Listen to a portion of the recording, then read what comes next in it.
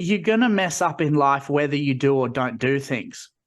Stop being scared to mess up, because I've messed up. I'll continue to mess up every day. That's all life is. No matter how you go through this life, you're going to F up. So don't be scared of it. I could lose this house tomorrow. Touch wood, it doesn't happen. But I'm comfortable with that. It's going to suck. I'll probably be a little depressed, but I'm comfortable with it because I know that the pros of keeping this house to build an investment for myself down the line is way more important to me than maybe and starting again. So just take the risks and see what happens. If you fail, then all right, it is what it is. Life is about failing. You'll get there. It'll be all good. Welcome to Get Invested on the Property Hub podcast channel, the leading weekly show to help you unlock your full self-health and wealth potential. I'm your host, Bushy Martin, and each week I go deep with the best investors, experts, leaders and founders to find out what it takes to break free from the grind, discover freedom and live by design. Subscribe now and join me and get invested in the life you really want. Let's get started. Hi, freedom fighters. What's your view on housing affordability? How hard do you think it is for first-timers to get on the property ladder?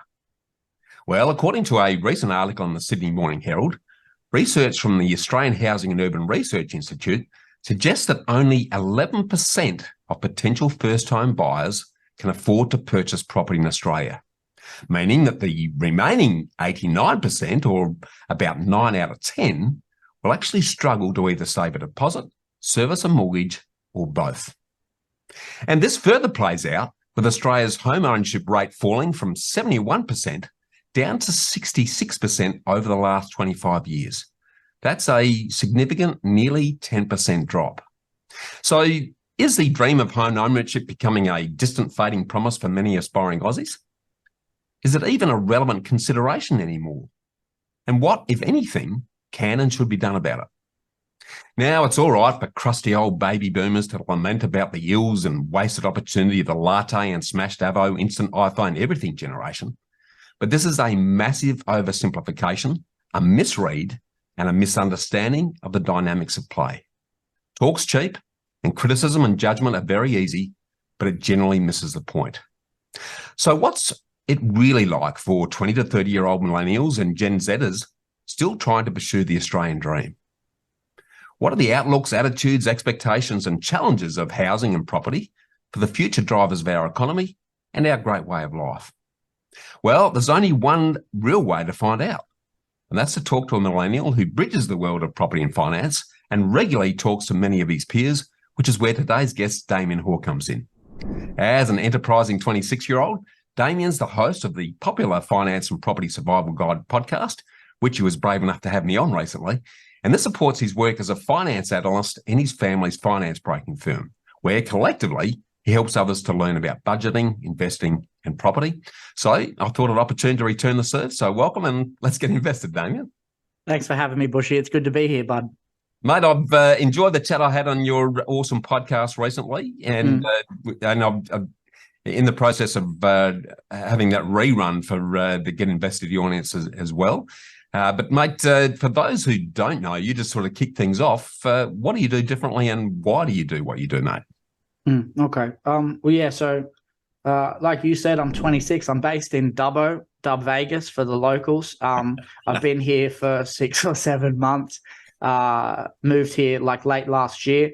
Been working with my family company for the last 2.5 or 3 years now. So yeah, I do finance analyst work. The biggest goal in my day every day is to go through any loan application we've got like on file and figure out if the person we are working with is going to be suitable for the loan they're trying to get onto. Because I think you would know better than most too, Bushy.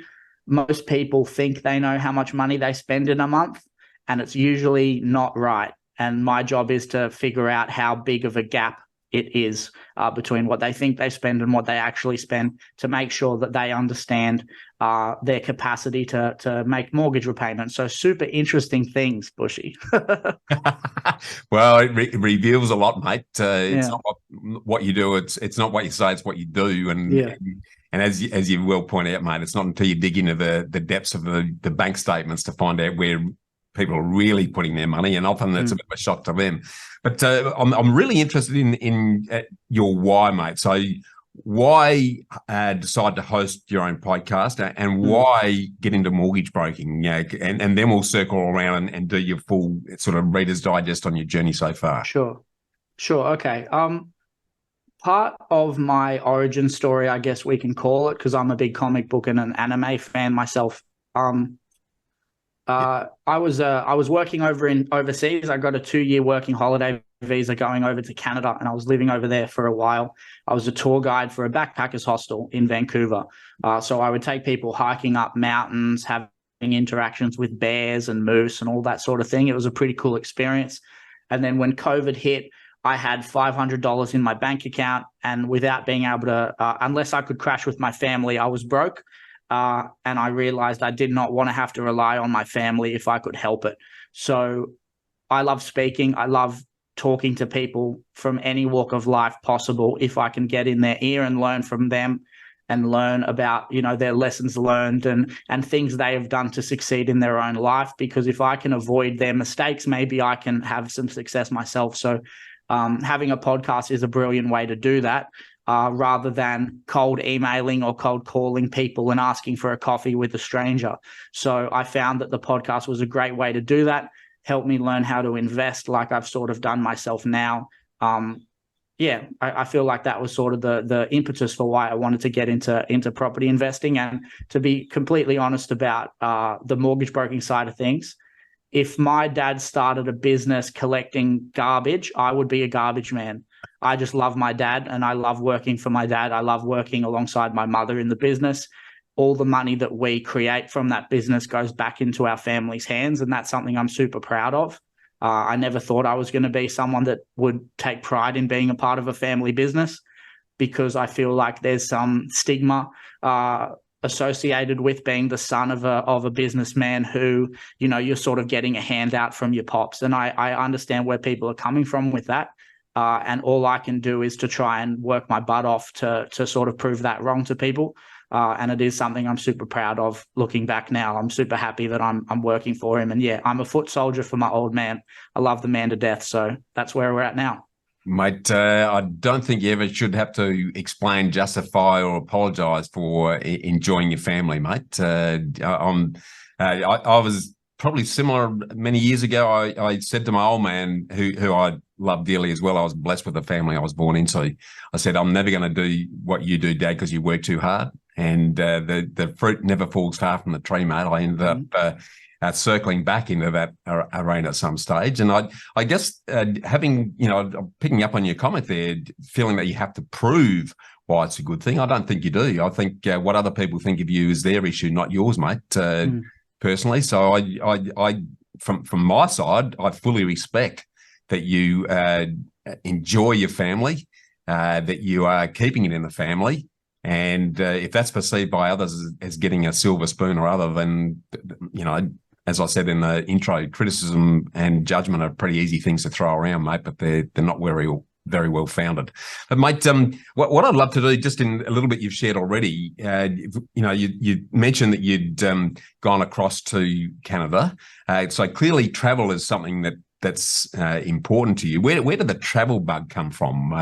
Because I'm interested in where you're investing your time, energy, and money, and clearly you jumped on a plane fairly early, fairly young. Talk to me about that. When growing up, I was born in Newcastle, New South Wales, and my dad had taken a job opportunity to move to Melbourne. So we moved to Melbourne when I was a pretty young age. So I don't really feel very connected to anywhere as a result, because I've moved around a lot. My dad took a job working in sales over in England. So we spent a year or so living in England, and I began schooling over there. I started year one over in England. And then by the time we came back to Australia, I had a British accent that I was getting bullied for. And my connection to a place doesn't really, I don't really feel like I have that. I'm pretty pliable, I guess is the word. I love moving around. I get the bug every year or so to go somewhere else and see new places, meet new people. And every place I've ever been to, whether I was there for 3 months or a year and a half, I've always found something super rewarding out of that, from meeting new people and learning new things. So yeah, after I graduated high school, I don't think I've stayed anywhere for longer than 2 years. And yeah, that bug is just always in me. I don't really know why, but that's probably my best guess. Yeah, well, it's funny, you sharing that. I'm very similar, Damien. I often joke I lived in 40 different places up until the age of 40.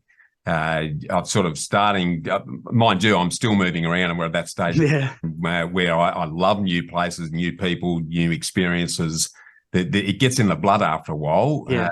And when I talk to people who lived and born and bred in one area and never moved from it, that just doesn't compute for me. I respect why they do it, but it's just something that I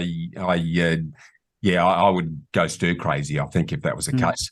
But I love that, and I guess the good part of that, the travel bug, once it gets in and becomes habitually part of who you are and what you do, is you're always exposing yourself to new people, new situations, which really broadens your outlook on where life is. You mentioned your time in Canada as in a tour guide sort of exercise, but I know that you, from what you shared with me previously, that you spent a bit of time in the prison system as well, mate. Can you tell us a bit about that? Before people jump the gun, I was a guard, not an inmate. But so when COVID hit, I was broke. I didn't know what I was going to do. And like a lot of people, they suddenly found themselves unemployed with not much direction in their life. So there was a few months there that was a bit dicey for sure, and I wasn't really sure what I was going to do with my time and my energy. And I was living with my mum and my dad. We got a dog, which obviously helps distract you a little bit, but through the grapevine and through some connections from a long amount of volunteer work that my dad forced me into initially doing surf lifesaving, that I am super happy I did now, but at the time I hated it. One of the connections through the Surf Lifesaving Club was a prison guard in Newcastle, and helped me get my foot in the door with an interview for a prison up in northern New South Wales. So I went up and did the training academy for that prison, worked in there for a couple of months, and quite quickly, without going into detail because I don't want to get sued, I wasn't super happy with how the prison was run, and it definitely threw a spanner in the works in terms of my worldview about the level of care that politicians pretend to have about everyday people, and then what in reality is usually the case of two very different things. So I think I was 22 or 23 at the time of starting there, and it definitely shaped my worldview in a big way.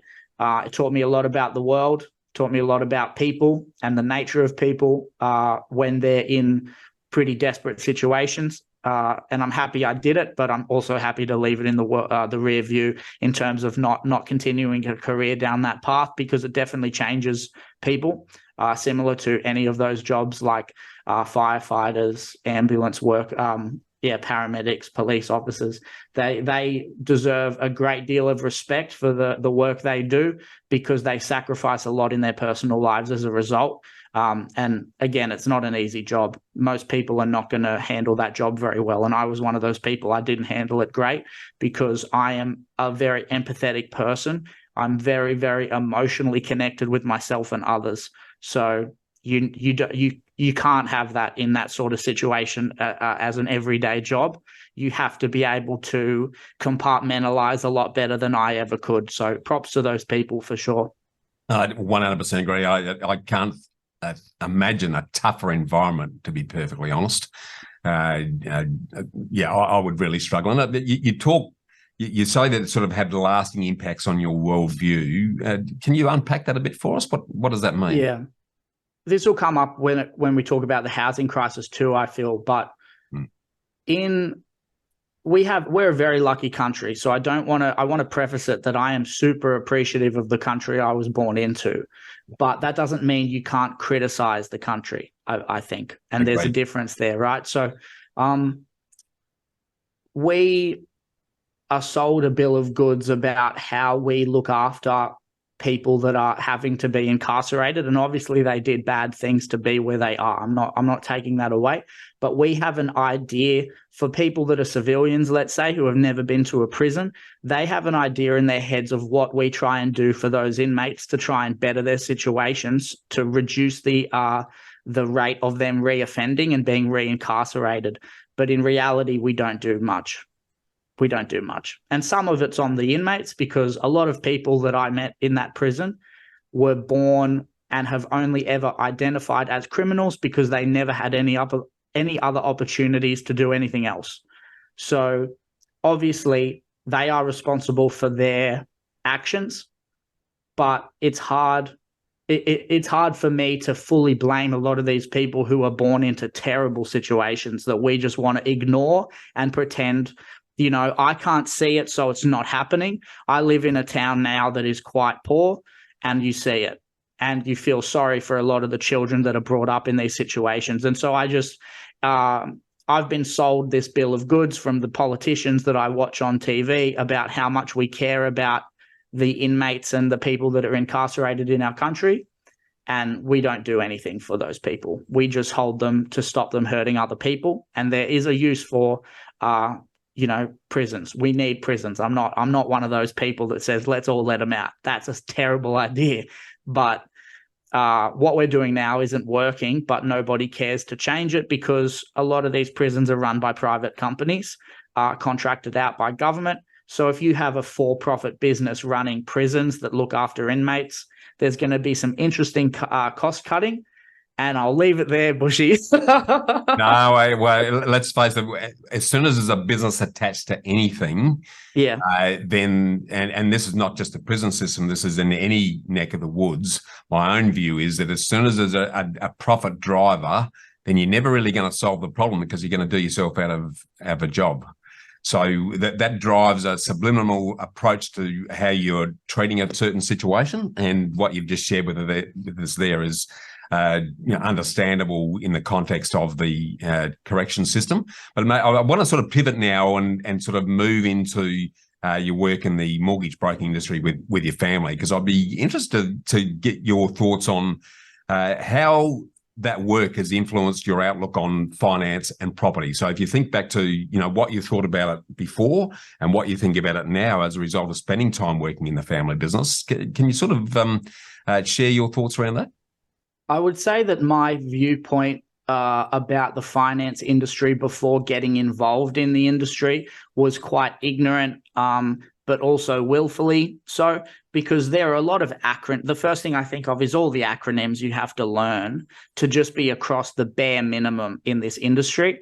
That we wonder why people that are everyday people working everyday jobs with kids and a life to worry about just put their head in the sand with this industry, when all of its acronyms all that does is just make it like it's an exclusive club for a select a group of people. So I would say that was my viewpoint in the beginning. I wasn't interested in learning about it, and it also wasn't something brought up much at school. And the small amount of, I guess, education we got about anything related to finance, I won't lie, Bushy, I didn't enjoy school very much. It wasn't a fun place for me, so I didn't listen anyway. So maybe I could have picked some things up, but that was my viewpoint, I guess, pre getting into the business. So I guess since then it's radically changed. I've obviously become, like I said before, quite cynical about parts of this industry. But again, like in the prison industry, there's reasons to be cynical about every business I've been involved in so far in my life. That goes for the accommodation industry with backpackers hostels just as much. So I feel like the cynicism is there for sure, but I've also realized just how much information is out there for people to improve their lives if they want to try and do that. There is so much free information out there, and I loved the certification I did. I think it was a Cert 4 in mortgage broking and finance was the certification I completed before I started working in my family business. That certification explains to you how money works. Yeah. And it makes you a little annoyed but it also makes you realize these are the rules. I think of life as a game. I was a big video game player in my teen years. I love thinking about life like a video game. There are rules of every game known to man. If you know the rules and you know which rules you can harness to your advantage, you'll get ahead. And if you can get ahead, you can show other people how to get ahead. And the thing that I worry about in this, I guess I hate saying we live in a society, but it's a bit too general. But for me, I want to figure out how to win the game. And I want to make sure that instead of climbing the ladder and pulling it up behind me, I throw it down a few more rungs so it's easier for the next guy. I worry a lot about that in this day and age, that older people, not to be too generationally rude here, but there's this mindset that it was hard for me, so it has to be hard for you. Why? No one has any other comment past that. They say that stupid platitude, and then they just want you to shut up. Why does it have to be as hard for me as it was hard for you? That's a terrible idea. I don't understand that at all. We can find a middle ground where we're not creating entitled people, but we can still help them have it better than I did. I don't understand that at all. I find that quite asinine, but that's me on a rant now, so I apologize. No, don't apologize, mate. I find it really interesting because, and maybe I just think differently, but a big reason that I host this podcast is for exactly those reasons. I want to be pushing not only the ladder down, but sideways and in all directions, because the more that we can wake up and shake up hardworking Aussies to the opportunity there that's before them, and to learn the rules of the game, as you say. Yeah. It doesn't matter where you're in, as soon as people are involved, there's rules and parameters around how it needs to operate. If you can get your head around what the game is and what the rules of the game are, then why wouldn't we be sharing it? Because it's only when you have an attitude where there's only a limited sum game, and which means some have got to win and some will lose. I don't aspire to that at all. My view is that we can keep growing the pie, and there's no limits on the pie. So why wouldn't we be sharing that so that we're all benefiting from it, mate? And the work you're doing on the podcast in that regard is evidence of your view on that. So that's appreciate it. Thanks. Thank you. Awesome, mate. Okay, well, in the context of all of that, I'd sort of like to get your thoughts around, you've touched on this a little bit, but, relationship with money and investment in particular. Can you remember what it was like before you got involved in your dad's business and what it is now, and how does that compare with others of a similar age to yours? I'd love to sort of set the scene around that as you see it. Okay. I think the biggest point of emphasis in my life with money, at some point when I was a child, my mum sat me down to explain to me that she had just gotten me this new pair of shoes or a new jacket. It was something like that. And she explained to me that this is a good quality jacket. I was 12 or 13. I don't know how old I was at this point, but I was a young person. And she explained to me that we really want you to look after this jacket, because right now we're not sure if you damage this jacket, we can't get you a new one. And I was, I might start crying. I apologize, Bushy. I was a kid, but that was big for me because I didn't want to take advantage of my parents' hard work. I'm going to start crying. Yeah, you don't need to apologize, mate. Okay, so I guess the biggest point of emphasis for me, when I was a young kid, my mum sat me down and just explained to me that she had a jacket that she had bought me, and that she just wanted me to understand that if I had damaged that jacket, I had to make sure to keep good care of it, because we were in a financial position at that point in time when I was a young kid that my mum was a stay-at-home mum. My dad was working his ass off to make sure there was enough money on the table for myself and my sister and my mother. And she just explained to us that please look after this jacket, because if you damage it, we're not going to be mad at you, but we're not going to be able to afford a new one. So that for a point in time as a kid, I really didn't want to let them down. So that was probably the biggest thing that opened my mind up to money. And I don't think it's ever changed. I'm a pretty frugal person. I don't like spending money on most things. spending as much money as I have on mortgage loan interest this year has really bummed me out as the first year as a homeowner. So I don't love spending money if I can help it, because from a young age, I was taught about how important it is to be frugal. I never got the video games that all my friends had. And at the time, I hated my parents for it. And now I understand why they did it. And I thank them so much that they never gave me everything I wanted. It gave me such a good mentality for life. And by the time I was 14 and I got my first job working at a cafe, I was a barista of the month at said cafe as a 14-year-old. I could do some pretty good latte art back in the day. I remember having enough money in the bank to buy a video game console for myself. And all I could think about was how many hours that cost me to get. So I didn't buy one. So it definitely put a super strong mindset in my head about money and what it's worth, and equating it to how much work I had done for that hour, to get the money I had gotten, which back then wasn't a lot to begin with. So I feel like that is probably the biggest thing that happened in my life that has informed my mindset for sure. And I'm happy, real quick, sorry, edit this out, but I'm happy to keep the bit of me crying. I don't mind about that at all. That's cool. I think it's important to be honest. So, sorry, keep going. Sorry, Bushy. And so do I, mate. And again, you don't need to apologise for any of that, mate. It just speaks to me about the honesty and transparency of what you're sharing with us. But that sort of because I mean, a lot of what you're talking about resonates with my own upbringing too, mate. The value of money. Yeah, you start to understand the value of money, but from a savings perspective. But there's a big shift from the savings perspective into the investment arena.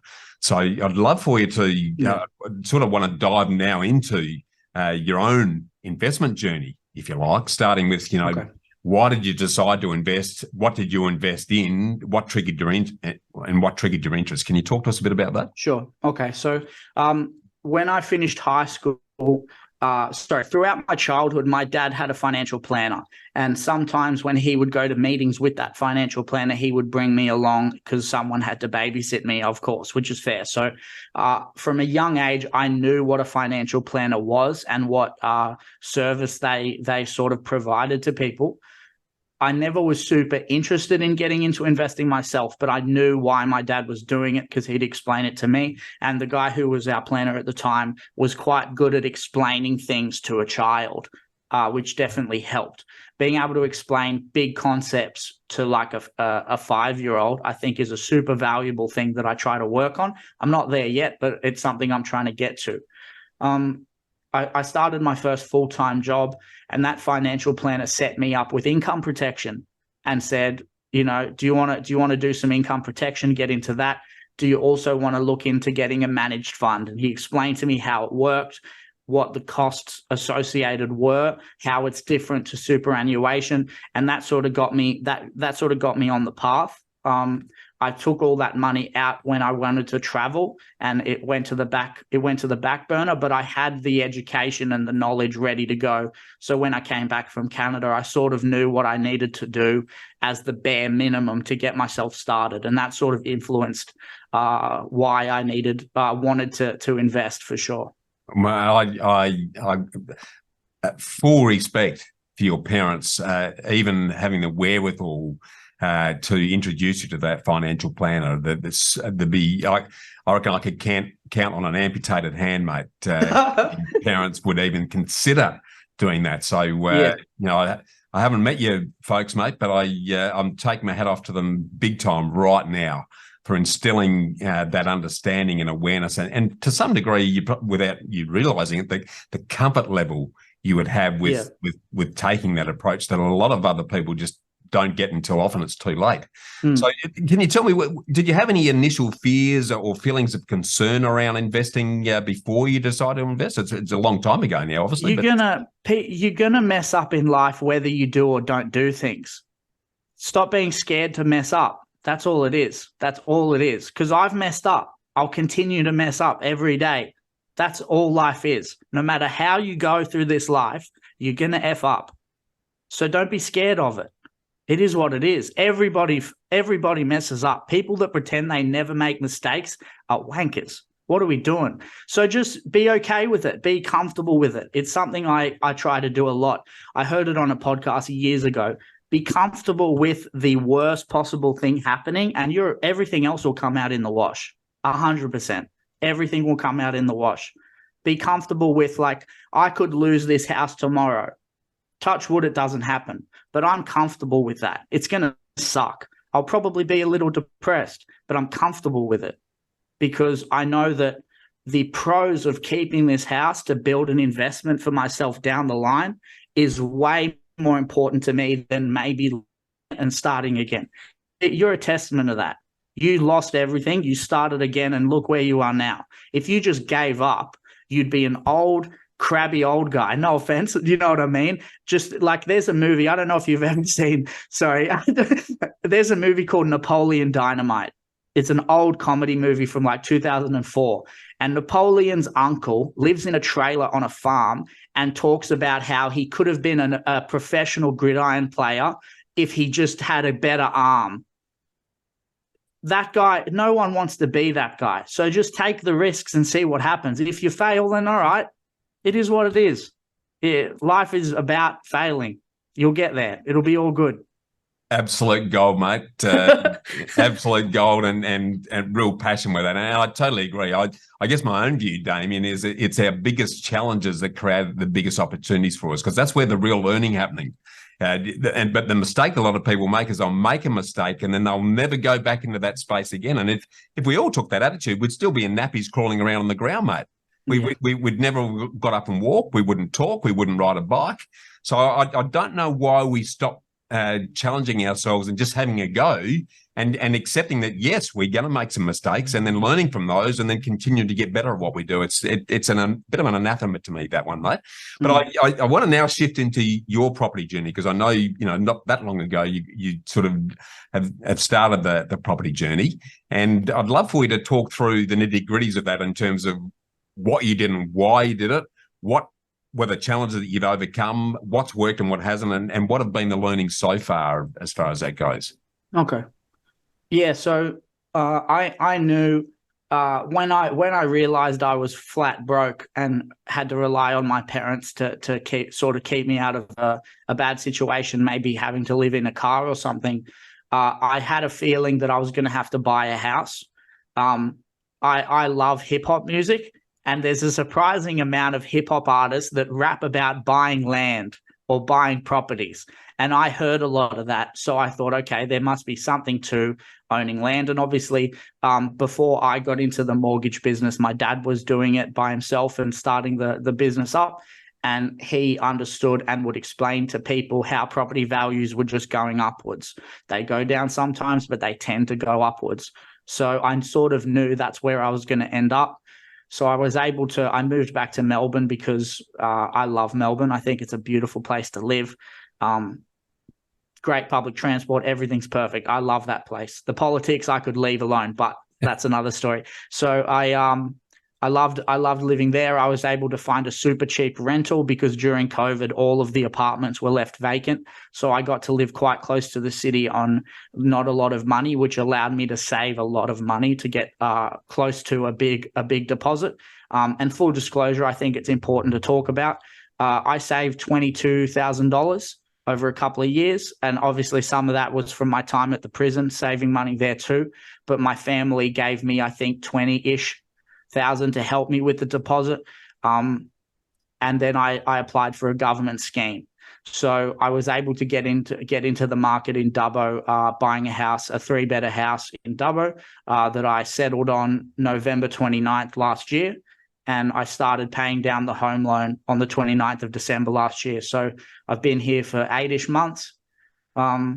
Biggest takeaways, I feel like you asked me, right? Was it biggest takeaways? Okay, yeah. So the biggest one that I knew was the case because of our work in the broking firm, but I'd never had to experience it myself. And I got the numbers actually this morning to make sure I explained it to people. So my home loan was $425,000. Since December, when I started paying that loan off, I've paid $908 off the balance of the loan. I've paid, it hurts me to say this number out loud. I've paid $15,885 in interest. Yeah. And I just want people to understand that 15 grand in interest payments just to be like, hey, thanks. Thank you so much to the bank for letting me buy this house through you guys. So I think that's one part that I think super important. Obviously, if you buy a house as a rental, you can use the rental income to pay this, and you get tax deductions, blah, blah, blah, blah, blah. But for me right now, until I'm legally able to have roommates that pay me rent each week, I'm here by myself and I just do with it what I can. That would be my biggest takeaway, is understanding that. And also, if you're on a variable home loan, you have to be able to adapt and be willing to sacrifice a lot more for the first couple of years, I'm hoping. But if I have to do this for a while, that's okay with me. And that's got to be your main priority. You can't lose the house. You got to keep it. Like that's the biggest thing for me right now, is just, that's my sole focus. Everything else is secondary to what's primary for me at the moment, and that is to make sure that I make that payment every month, because this property I want to use to leverage into whatever else I go into next, because I don't know what I'm going to do next. I don't know if I'm going to try and buy something else property-wise, or if I just get some shares. I don't know yet. But the focus for now is to just sort of start chipping away at this home loan. And then see sort of where things are with the market, because the market in Dubbo is moving quite quickly upwards, which is obviously great for me. So yeah, I think that's probably the next step, is investing in something different. But what that is yet, I don't know, because I'm sort of focused on just what's in front of me. Yeah, I love it. What I love about what you've shared with us, Damian, is that, you arrived back in Australia from overseas in the heart of COVID on the bones of your bum, basically. In the space of 2 years, you put together 22 grand, which is a pretty impressive exercise, mate. That requires a fair bit of focus and a fair bit of sacrifice to do that. And yes, okay, that might have been a bit of help from the family, but it's the old story. If you're showing that you're committed to doing something, then people will help you. We forget that a little bit. So I think that's, it's an important step. And why wouldn't you be taking advantage of the first home buyers grants and other incentives that are out there? I certainly did early on. The same drill, mate. I was on the bones of my bum back in the days when I could get in. I worked really hard to put that first deposit together. I went down a different route. I invested in CFDs, which were highly risky. If I look back, and I don't know what I was thinking, to be honest, but because I had some really tough times, real roller coaster ride, but it was enough to get me into the game. And then back then, I could borrow 97% of the value of the property, so I didn't need a massive exercise. But like you, I bought in an area that was well and truly out of the city, a long way from my work. You've made the decision. I went down the rent vesting route before rent vesting was even a thing 25 years ago. You've made a similar sacrifice in the context that you've gone to Dubbo. So why Dubbo, and how has that been in terms of the experience? Okay. Real quick, what's CFDs? Contracts for difference. So they're a derivative of, it's basically equities trading. I was day trading the equities market, and they're leveraged. So for every dollar I was putting down, I was effectively securing $100 worth of the stock, because I was trading in indices at that time, which were highly leveraged but highly risky. Okay. So, crazy. Yeah. Right. Back to Dubbo, mate. Tell me why Dubbo? So over the time I was working, so when I worked over in northern New South Wales for this prison, I was boarding with a family who used to work at a prison in the area. They were a retired couple who had a block of land and a spare caravan. So I lived in a caravan for 4 or 5 months, which was cheap, which is why I was able to save so much, thank goodness. But I noticed that it was a small regional town with maybe 30,000 people, and the property market was going crazy. And I thought, okay, I had only really ever heard about people investing in Sydney and Melbourne on the news, or if I was looking at the paper when I was a kid and my dad had left it on the table, whatever it was for. And something sort of clicked in me that, okay, well, maybe the initial plan was to keep working at this job up at the prison and buy a house in there, because the prison I was working at was contracted to be operated by this company for 30 odd years. So if I know that there's going to be steady, solid, good paying employment options in a little country town that basically relies on that prison for the rest of their economy, because that's their biggest employer, and it's not going anywhere for 30 years, that seems like a pretty good investment. And it was super affordable at the time. It's gone up quite a lot in the last couple of years, and obviously it benefited from being close to Brisbane, being close to the Gold Coast. So a lot of city people were looking at it as an investment hub, and that some form of what they call the exodus to whatever. Like, everybody's got their like token, trademarked phrase for why you move to the countryside, whatever you call it. So they were benefiting from that in the town I was living at. So it put it in my head that I can't afford to buy a house to live in, to pay off in a city, unless it's a 2-bed apartment, maybe a 2-bed apartment. So the cost of a 2-bed apartment where I wanted to buy in Melbourne was the same for a 3-bedroom house in Dubbo. And my sister lives here, which obviously helps. I should have mentioned that quicker. But my sister's been here for 7 or 8 years, working different jobs. So I sort of thought, okay, I'm going to have to move to a regional area to get my foot in the door. That's fine. I've moved around all my life. I'm okay with that, because I need to get my foot in the door somewhere cheap.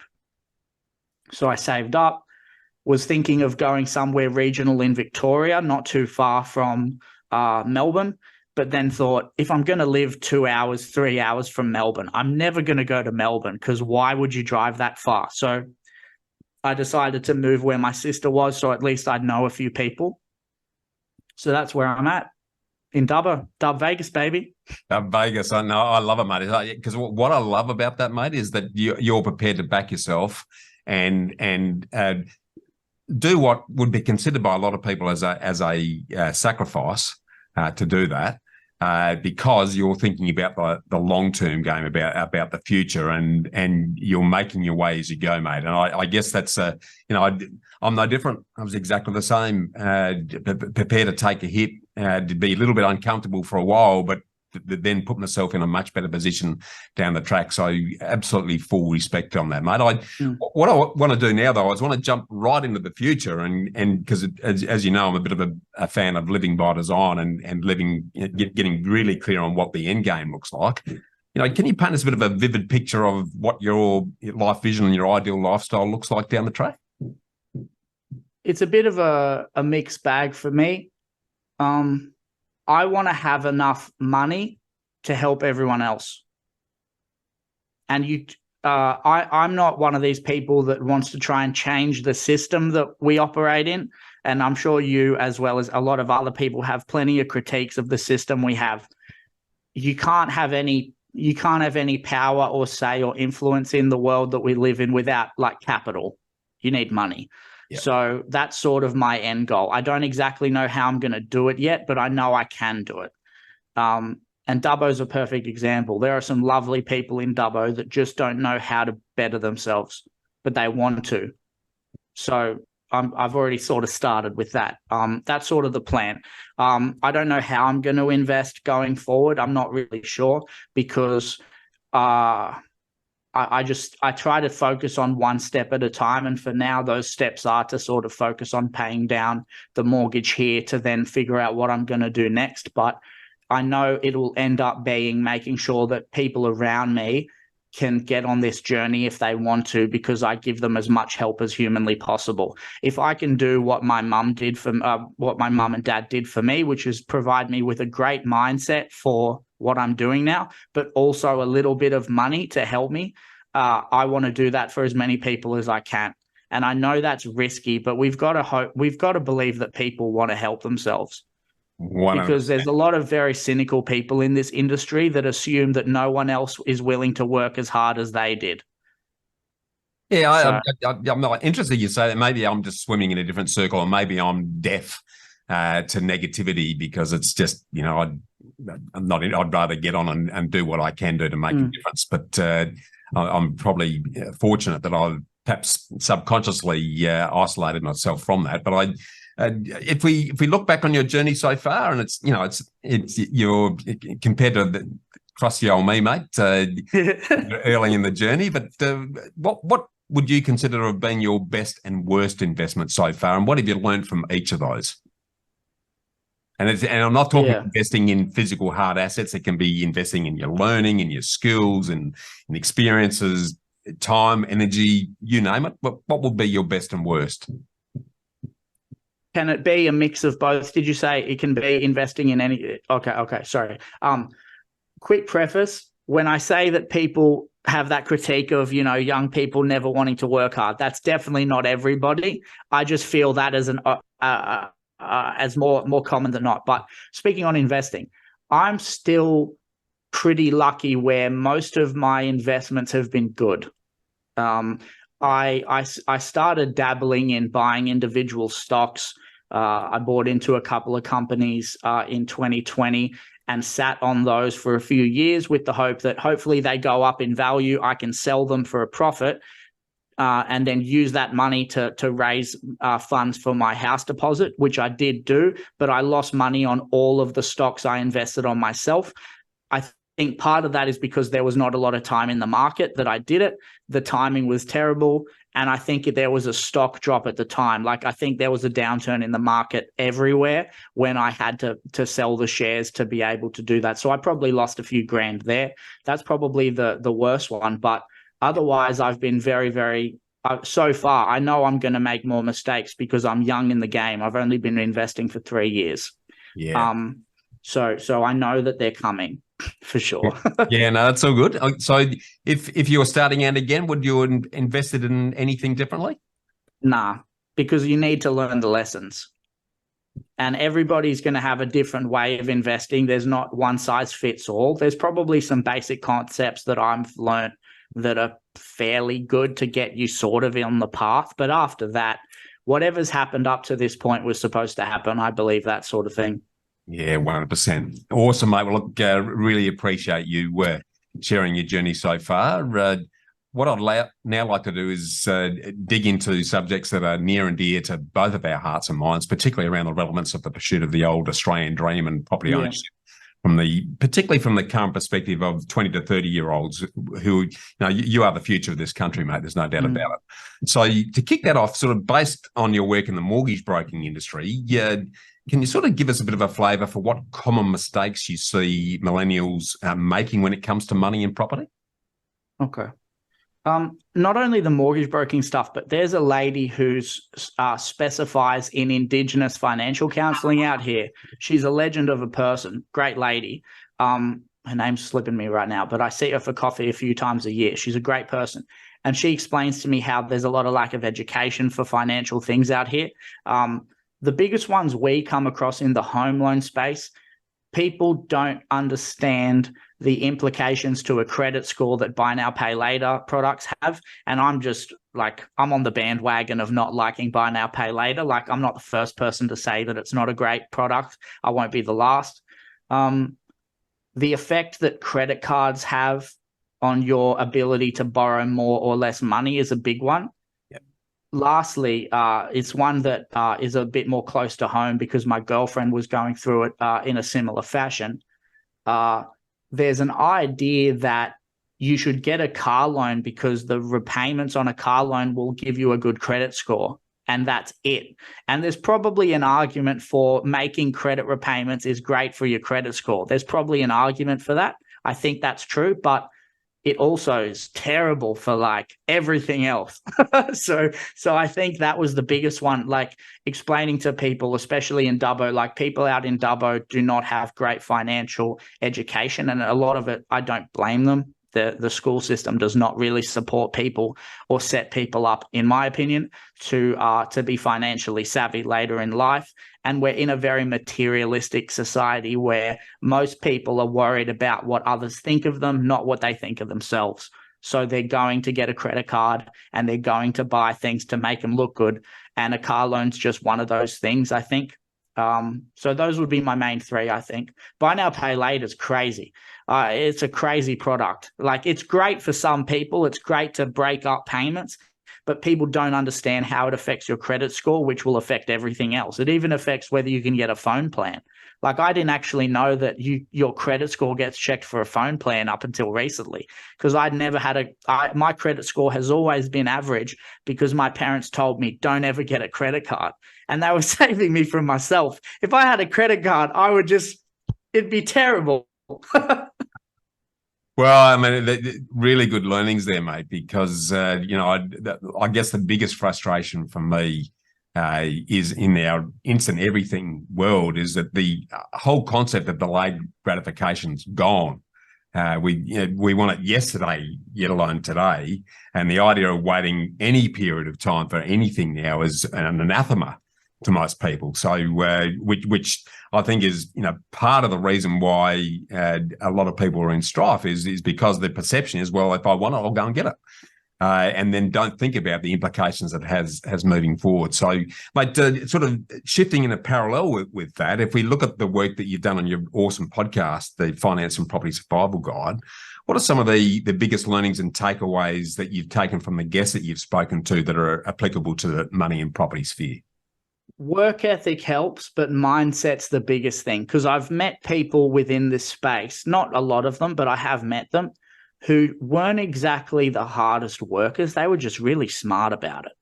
Yep. And my first job, if anyone's in Melbourne and Sydney, if you go to the bus stops or train stations, there's those movie posters that scroll the advertising. My first job was getting up at 2 a.m. and putting those in at train stations, surrounded by the dodgiest people known to man at every train station in Melbourne. That was my first job. And my first mentor, outside of my dad, was this little Greek guy who taught me about working smart, not hard. And I'd never heard it in my life. And I think that's the biggest thing, is working smart, not hard. And there is something to be said about working your butt off. That is there's a time and place for that, but there's a time and place for working smart as well, and getting ahead with your work or with your investing by being smart about it, not by just putting the hours in to the point that you've sort of just outworked and you're just really tired, you're overworked, and you've not really been efficient with what you're trying to do. That would be the biggest thing I've met with a lot of people. And again, it's I don't know if I'm an anomaly, but like, I'm a pretty cynical person. I'm definitely a glass half empty person. I won't lie about that. I'm not a positive person, but to everyone around me, I'm probably a positive person, because I just want to make sure everyone else is all good. And I feel like a lot of people in this space that have succeeded in investing have an attitude of, there's something out there for me, let's go and get it, positive. So that would be the main one, I think, being that way. Yeah, brilliantly said, mate. I'd love for you all to share, and we're talking about being smarter rather than working harder. What are the smart money and property tips that you've gleaned from the people that you've spoken to on the podcast? I think the biggest one has been the mindset of being frugal and being smart with the money you have. And it's not really about trying to make more money. It's about, because there's so much money. There's so much money. If you want money, there's heaps out there. But if you spend all of your money, you're not going to have anything, and you're going to be on that cycle. I think I hate using this thing, the rat wheel or whatever people say, escape the rat race. So like, I think it's more about being smart with the money you have rather than always looking for more of it, because you can lose all of your money pretty quickly. It's not hard to do in this day and age. If you've got an internet connection, you can probably spend all your money. So I think that's the biggest takeaway I've learned from people on the podcast, is being frugal and understanding that it's about the money you keep. It's not the money you make. Because we've got home loan clients that make crazy money, and they spend so much money. They spend more money than I make. They spend more money than I make in a year. Yeah. That's crazy to me. And so some people, that's the biggest thing. It's keeping as much of the money you make as humanly possible. And I think it's something that's in a lot of the work that you do with your content as well, Bushy, is investing in yourself first, paying yourself first, making sure there's money for your stuff and the investment you have before you worry about all the expense side of things. Yeah, beautifully said, mate. Absolutely snaffle that. I want to sort of pivot now into the headlines for the last couple of years have been full of the rental and housing affordability crisis that we're incurring, and there's no question it's certainly tough out there. And my own views is that's been brewing for a long time, mate. It hasn't something that's happened quickly. But given your place in the sphere of things, what's your read of millennials' views on rental and the housing affordability and home ownership, for that matter? We don't love landlords.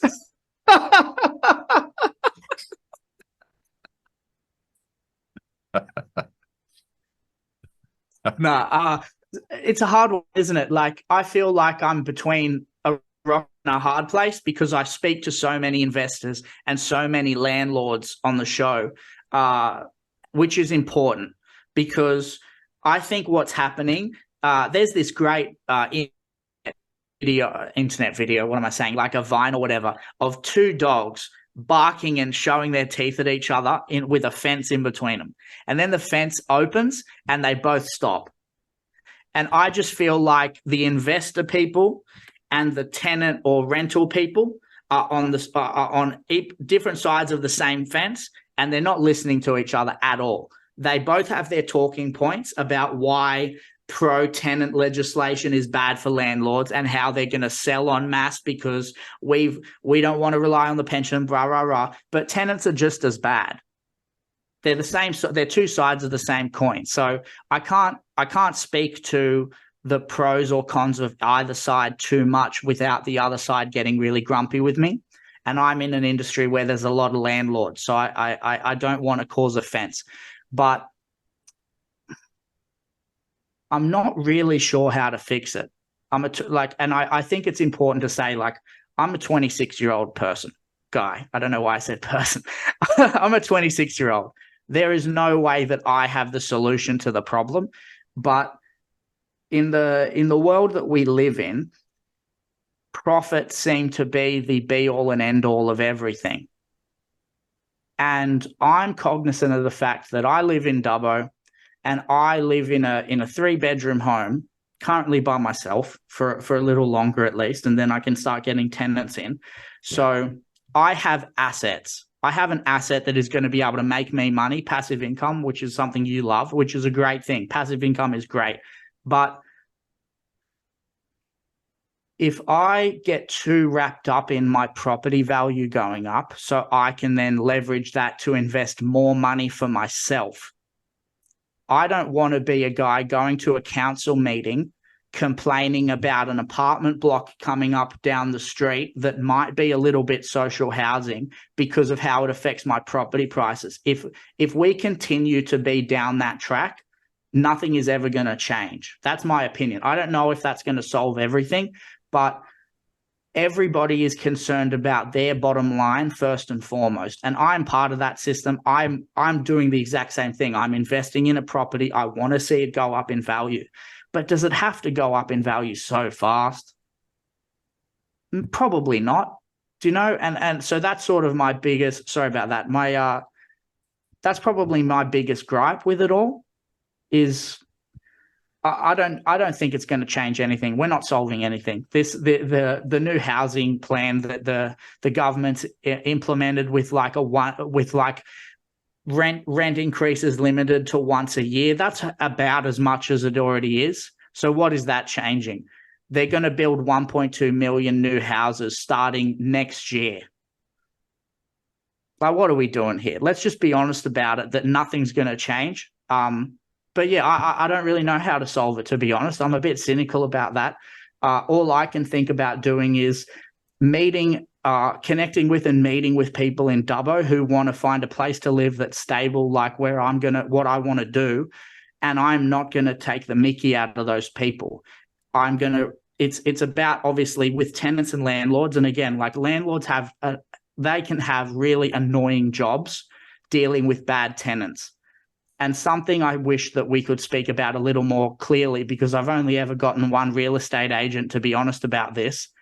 We need to be a little more honest about how often real estate agents don't pass on maintenance requests because they don't want to lose their sale number with that tenant, that landlord. We got to be a little more honest about that, because I lived in a pretty subpar rental accommodation. Every time I've ever rented anywhere, it's been very bad. And my landlord said they never heard a thing about it. And speaking, personally with family members that have rental properties as well, like uncles and aunties, if your tenant complains about something about your house that makes it like almost illegal to be living in, and you're complaining about that, I don't know what to tell that person. Like, you're providing a service. I understand that you're providing housing for the country, which is doing a service to the government. You are a valuable part of our society, providing housing, but you are doing it for yourself. And I just think we need to be honest about that. It doesn't seem like we are. That's all. And I don't know how much of that is helpful, but that's sort of my 2 cents. I just want a bit more honesty, to be honest. I think you've probably had a bad experience in that perspective, because there are some really good property managers out there who are very transparent with both the tenants and the landlords, because at the end of the day, it's meeting both needs, and it's in the benefit of both to be looked after. It just sounds like you've had some duds in that regard, because, and again, maybe I've swum in a different pool, but and maybe I'm a little bit biased too, because my wife used to run a very successful property management business that the tenants used to rave about and the landlords used to rave about. For sure. Yeah. I think but I think that the biggest issue I have, particularly in recent times, Damian, is that the mainstream media loves to be divisive. They like to create different sides. They like to create conflict, because that means that they can sell more newspapers and glue more eyeballs to the nightly news. And that fuels the exercise, rather than, as you sort of said earlier in our discussion, you're someone who's got great empathy. I think if we adopt a more empathetic view of understanding and trying to live in the shoes of, if you're a landlord, live in the tenant's shoes, and if you're a tenant, live in the landlord's shoes, that mutual understanding, rather than the divisive, it's your fault routine, would have a big difference and a big influence on the exercise. But no, that's good thoughts there, mate. One thing I'd like to get a sense of, and again, you're sort of bridging a couple of camps here, is property ownership a vehicle that millennials still see as worth pursuing and investing in? In the circles that I hang with, a lot of them don't see it as a viable option anymore, but they're still investing. So I've got friends over in Melbourne still who work in construction, and a lot of them rent in share housing, which is a great way to save money. Share housing needs to come back, because it's also people want to be by themselves. That's a terrible thing. I lived by myself for a year and a half, and some of that was in lockdowns in Melbourne. It was the worst thing I've ever been through. I would not want people to go through that. So I would say share housing is a great way to saving money and investing in other ways that aren't into housing, because I feel like most people realize now, especially young people, they feel a bit priced out of where they live. And all cards on the table, I don't feel like a lot of young people are willing to do what I did to get into the market, and that's fine. I don't fault people for that, but I was willing to move to Dubbo to get a property. Why though? Why aren't others prepared to do it? You've done it. I've done it. I know lots of other people who have done it, because they're looking at the long-term benefits, taking a little bit of pain now for long-term gain. Why don't they want to do it, Damian? There needs to be an important distinction when I talk about this, because I hate using the word privilege, right? I'm a millennial. I don't want to be told. I'm a millennial. I don't want to be talking privileges here, but I'm a white collar individual working a job I can do anywhere that has an internet connection. If you're a plumber, you work in Melbourne because the work's in Melbourne. And it wasn't as big of an ask for me to move to another part of a town in another state when I knew that I could do my job no matter where I go. And the transition is nowhere near as I guess, difficult as maybe friends who are electricians or chippies who have to save them, leave their share house, move to a town that has nearly no rental accommodation, and then try and find a job in that town. Whether they find one or not, the results may vary, obviously, but some of it is they probably don't want to sacrifice it the way I'm doing. But I don't want to forget the people who can't do it because they're not in a position to, because their job isn't as mobile. Because there's a huge part of the population that work jobs that they have to drive to work every day. And I haven't had to do that for a long time. And I don't want to forget about those people because it's easy to forget about what other people go through each day when I don't leave my house half the time. I just sit in my backyard and type away on a laptop. So that's a big part of it. But to say that nobody is, a lot of people are just not willing to make the sacrifice too. And we see that in the home loan business too. Like we see borrowers sometimes, people who want to come to us to get a home loan and they don't understand that they have to cut back on their spending to get a house. They want their cake and they want to have their cake and eat it too. And those people you can't usually help. You tell them what you can to explain to them, but they don't want to hear it, and they're probably never going to. And that is a part of it for sure. There are plenty of people who want everything, and that won't really ever, I guess, produce any super good positive results in their life in terms of wealth. But those people you can't always help. You can just hope that they'll listen to somebody down the line. It's just not going to be us. No, I agree. You can lead a horse to water, but you can't make it drink, mate. And that's never been any different, by the way. Showing my crusty grey hair and creases, mate. It was exactly the same when I was in my 20s as it is today. I don't think that perspective changed at all. But we touched on rent vesting earlier. What's your view on rent vesting as an alternative to both be enjoying life while investing in your future? I can only speak for the time that I can only speak for my opinion on rent vesting based on how long I've known that it's existed, obviously, which is when I got into this industry. Yeah. I don't think that rent vesting for most people is a very, unless you're making crazy money or you're doing it with a partner and you both are pretty frugal and making money. And I'm talking big generalities here. Obviously, there are some people that it's going to work for. Yeah. I don't think it's a good idea these days. I don't think it's that effective.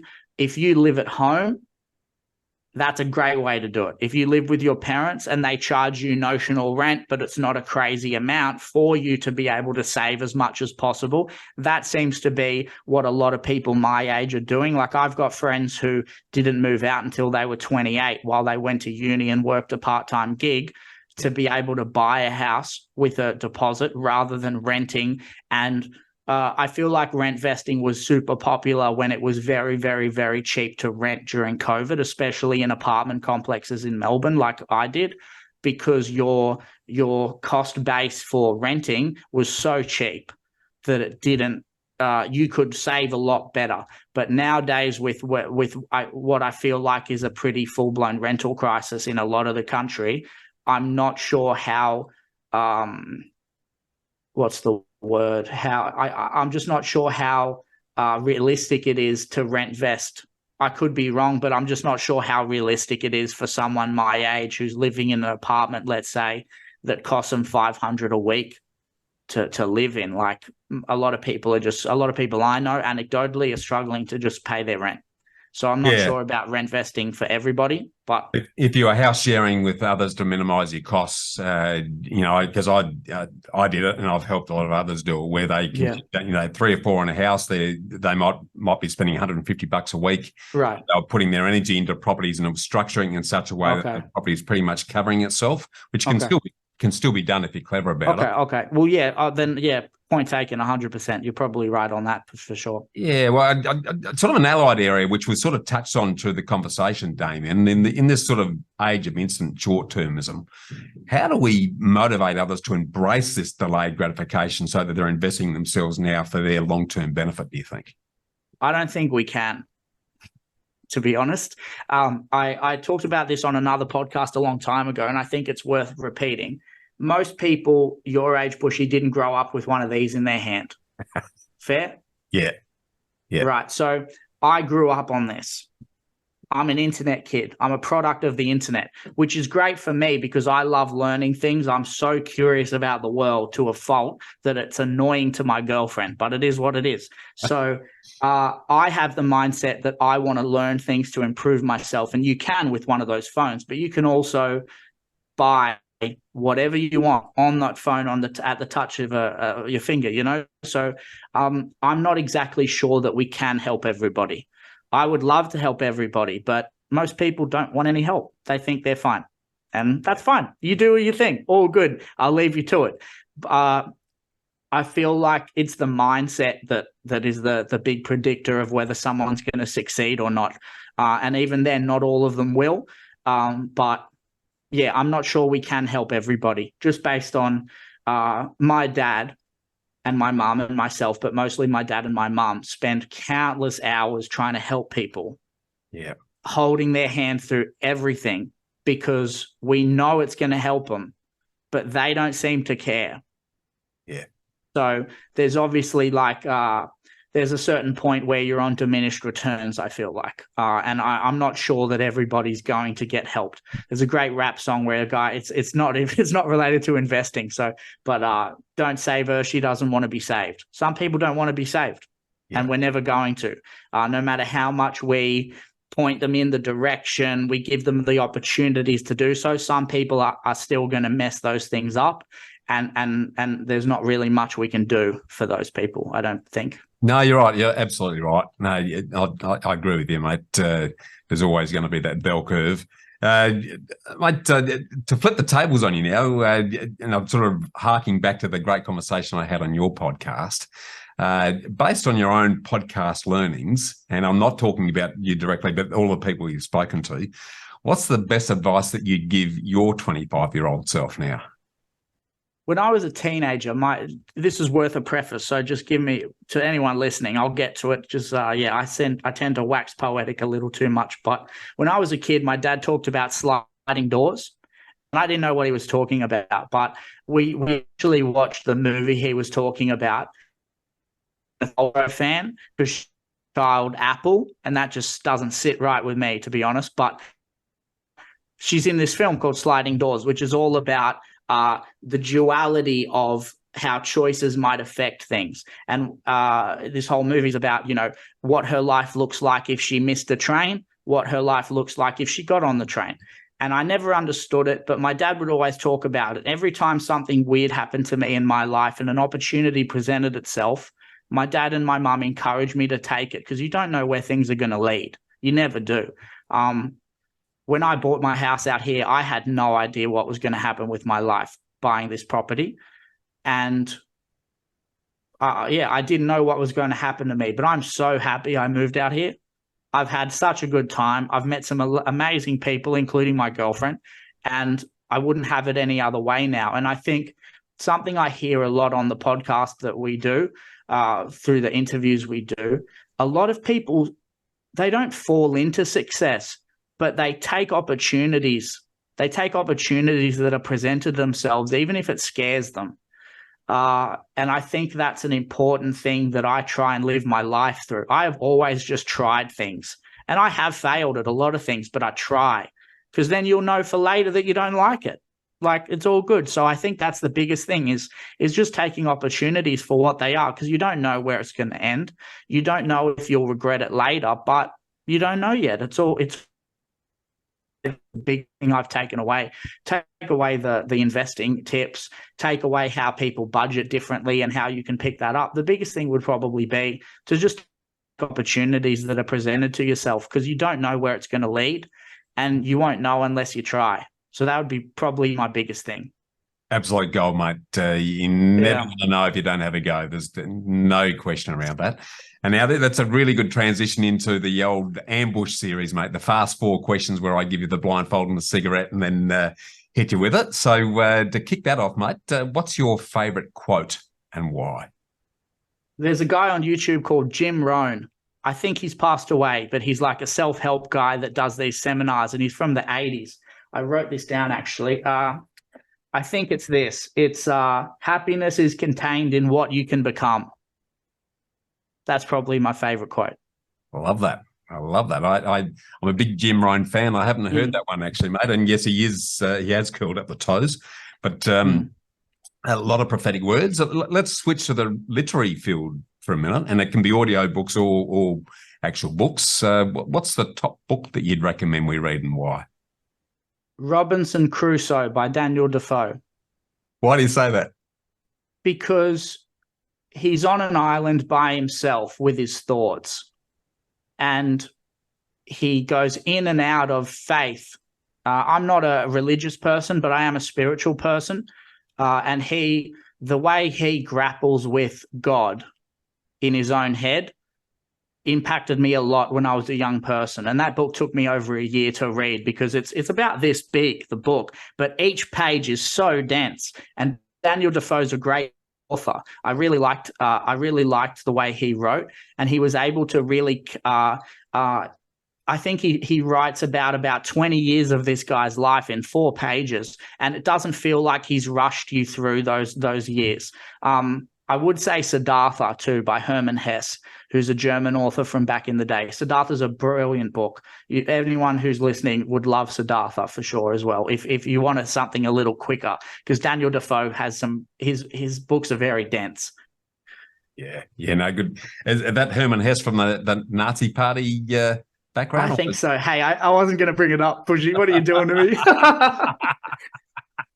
I love that. Let's switch into the investment arena for a minute. What's both the worst and the best piece of investment advice that you've ever received, Dan?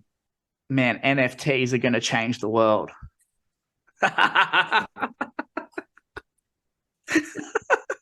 It's still coming. It probably will eventually. Yeah, man. Just wait. Just hold, bro.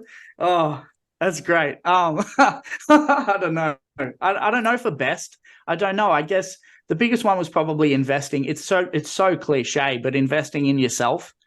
You know, getting so if you want to make more money, you've got to invest and spend money on yourself, whether that's new certifications, books, buying. Like, I've got so many books on finance, and I pick something new up every time, because sometimes it's the same message, it's just delivered in a different way, and that was the way I needed. So that's probably a big one, is reading a lot of books. I love to read. Finance books are great. Any sort of book. I don't think that you can't learn from certain types of books or genres. I think there's messages in all of it, but finance books are great. And yeah, investing in yourself is probably the best one. Yeah, no, it's not cliche. It's a fact. And as you say, I'm a mad reader. I've always got 4 or 5 books on the go, because it just gives me different perspectives, different views, constantly learning and thinking. Okay. No better way to go ahead. The final question in the ambush round, mate. What's a personal habit that you think's contributed most to your journey so far? I love this one. And I don't know who told me this, but someone told me this. I didn't come up with this. I wish I could credit the person. A really valuable exercise is to get a book in front of you with a pen or a pen and paper, and think about what if you designed your life with the paramount factor, the thing that's at the top of the list of priorities was your own happiness. What would that look like? Where would you live? How would you live? What job would you have? And you're not going to achieve all of those things, but try and see where you end up. And if you fail, well, all right, good on you. At least you gave it a crack. So I think that's the biggest one. Figure out, what does your happiness look like? Why does it look like that? And see if you can get there. That'd be it. Mate, you're singing my tune. I'm a massive fan of living by design, and that's the first question I ask everyone who comes to talk to us, Damian, is what's your perfect life look like? And a lot of people look at you like you got two heads, or they just sort of stare and go, "What the hell are you talking about?" But if more of us got clear about that and got excited about that, and that became a motivator to keep us on the journey, what a different world this would be, mate. I have no question about that. Brilliant thoughts, mate. To sort of summarise our great conversation today, what are your sort of key takeaways and initial actions that we should be taking? In terms of like life or investing or things from going ahead after this. Oh, I don't like these when it's choose your own adventure, Bushy. Yes. If you wanted to sort of put a bow around the conversation today in terms of the key things that we should be taking away, what would they be? Okay. I would say a couple of things. Be nicer to yourself, because it's all you got. I would say I have a podcast. It's called the Finance and Property Survival Guide. You can find it on Spotify. You can get it on Apple Music. And if trying to become wealthier or happier through buying a house for your family or buying a house to rent out as an investment property for your specific goals is something you want to do, you can come to moneysaverhomeloans.com.au, but go to a broker. Go to any broker. They will do you a better job than a bank. I promise you that. That's all I would say, to be honest. Yeah, any broker. Yeah, I 100% agree. I mean, I come from the finance broking arena myself, and there's no doubt the value that a good savvy broker can bring to the table. It can make a massive difference on your enjoyment of life and money generally. But mate, just to sort of bring it to a close, then, have you got a call to action or a challenge that you want the listeners to aspire to, or to take some action on? Out of, obviously, for fear of repeating myself, it would be that happiness design, just like what you said, actually. So I'm almost stealing your story or concept there, Bushy. But it would be that. It would be figure out what your happiness. If your happiness is paramount, where are you going to be? Figure that out and aim for it. That's all I would say. And just try. Just try. Just try, mate. The old Nike, just do it. Have a crack. Yeah. See what happens, and dust yourself up, learn from it, and keep going. Beautifully said, mate. I really enjoy the chat with you, Damian. I've said this off air, but I admire the fact that you reached out to me personally a while back. I think you're doing some great things in the work you're doing on the podcast. Keep doing it, and let's make sure we keep the conversation going, mate. Easy, bud. Thank you again. Thanks, mate. Thanks for tuning in to Get Invested on the Property Hub podcast channel, your home for property investment insights and inspiration. And don't leave yet until you've taken the next step towards living by design by getting my award-winning book, Get Invested, absolutely free when you sign up at knowhowproperty.com.au or bushymartin.com.au. And finally, make sure you subscribe to Property Hub to get your weekly dose of Get Invested inspiration, along with every episode of Realty Talk, Australia's leading property show for red-hot property investing news and insights, direct from industry leaders and influencers. Remember to always get invested in your knowledge, and I look forward to seeing you next time.